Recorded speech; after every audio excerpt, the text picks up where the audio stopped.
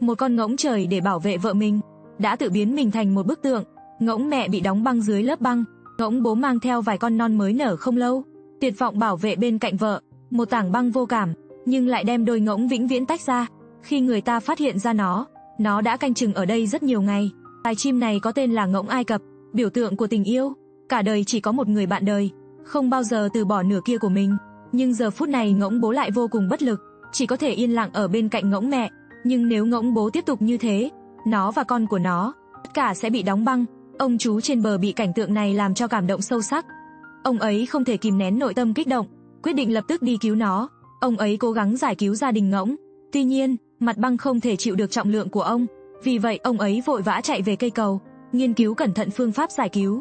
Lúc này, những người dân gần đó cũng tham gia giải cứu những con ngỗng. Ông chú đem đến một cái vợt, lên kế hoạch đưa gia đình ngỗng vào bờ để cứu hộ. Một người đàn ông trẻ tuổi có nhiệm vụ ở trên cây cầu với một cây dài xua đàn ngỗng vào bờ. Nhưng không ngờ, ngỗng bố lại dẫn theo đàn con chạy trốn. Ngỗng bố nghĩ họ sẽ làm hại nó và con của nó. Đàn ngỗng con theo sát phía sau ngỗng bố. Khi ngỗng bố và ngỗng con tới sát bờ, ông chú nhân cơ hội bắt được một con ngỗng con.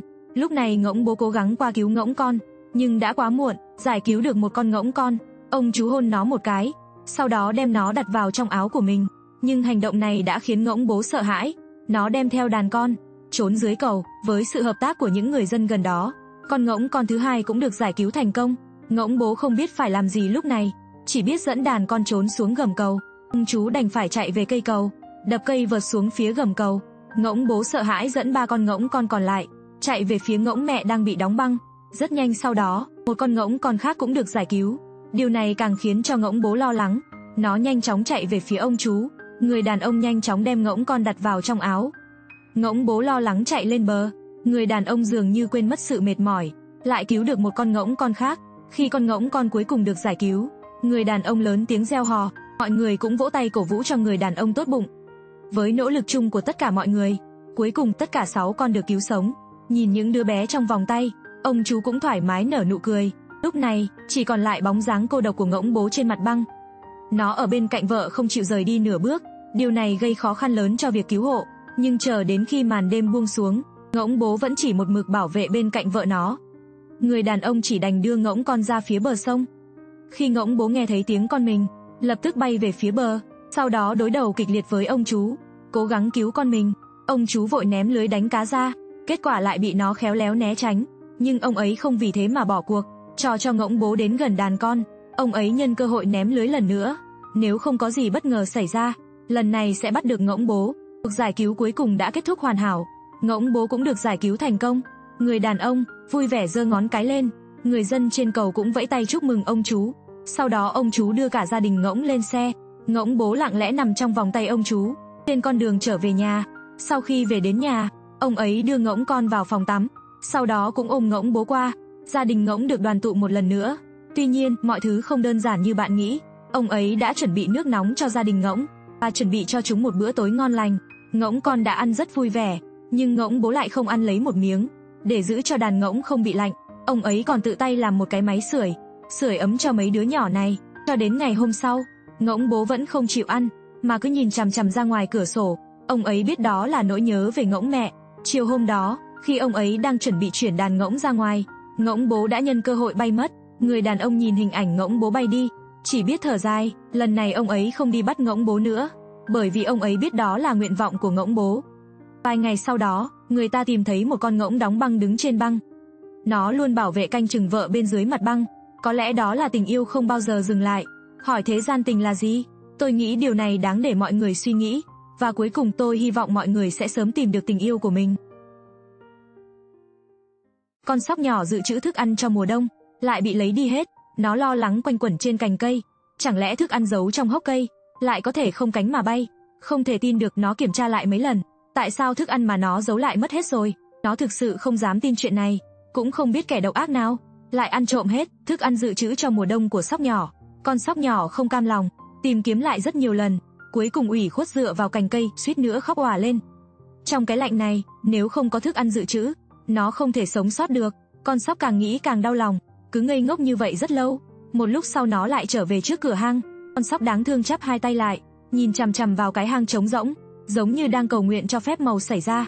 Mặc dù gió lạnh thấu xương, sóc con lạnh run rẩy, nhưng nó vẫn ngồi ở đó như một pho tượng, bay đầy trời, rơi đầy trên người nó. Lúc này nội tâm sóc con đã tràn ngập tuyệt vọng, nhìn con sóc nhỏ thất thần, chàng trai quyết định giúp đỡ con sóc nhỏ tội nghiệp này. Vì vậy anh đã đi đến thị trấn mua một số loại hạt về. Khi nhìn thấy thức ăn trong tay anh trai, con sóc nhỏ nhanh chóng chạy tới. Lúc này hai lỗ tai nhỏ của nó đã dính đầy tuyết, trông như hai bím tóc vậy, rất đáng yêu. Sóc nhỏ có thức ăn lập tức trở nên vui vẻ. Nó vừa ăn vừa nhét thức ăn vào miệng, như thể sợ chậm một chút là thức ăn sẽ hết, nhưng vẫn còn rất lâu nữa. Mùa xuân mới đến, những đồ ăn này rõ ràng là không thể giúp nó vượt qua mùa đông lạnh giá này.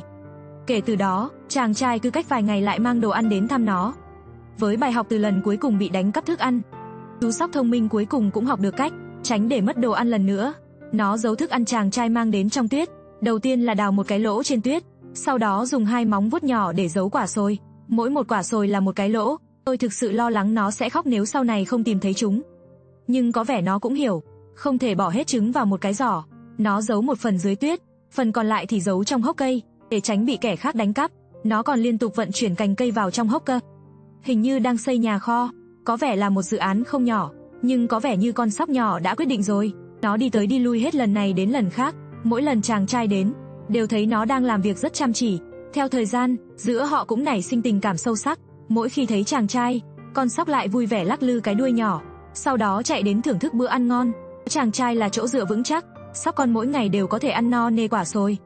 Có lẽ đây là mùa đông hạnh phúc nhất mà nó từng trải qua. Lâu dần, giữa bọn họ cũng trở nên càng ngày càng ăn ý. Chỉ cần nghe thấy tiếng gọi của chàng trai, con sóc nhỏ sẽ lập tức chạy tới. Nó biết chàng trai lại mang đồ ăn ngon đến cho mình, và nó cũng không khách khí gì. Sau khi nhận thức ăn từ trong tay chàng trai xong liền vội vàng rời đi. Con sóc nhìn chàng trai, dường như đang nói với anh đừng rời đi, đợi nó giấu hạt xong sẽ quay lại. Rất nhanh, sóc con lại nhảy nhót quay lại.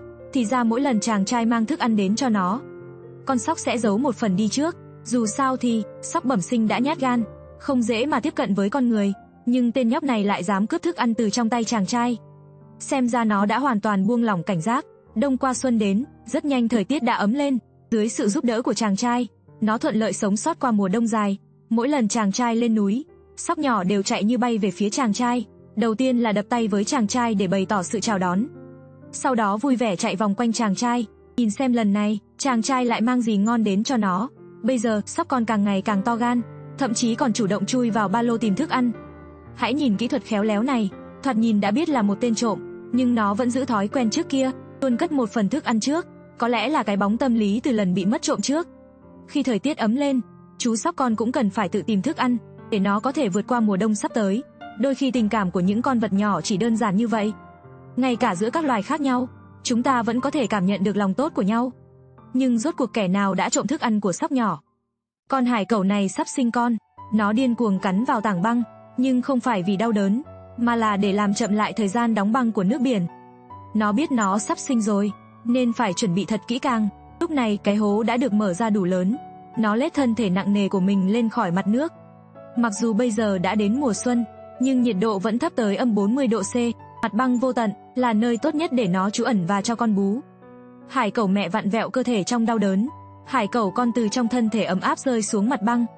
Nó đã trải qua sự chênh lệch nhiệt độ lớn nhất ngay khi vừa mới sinh ra.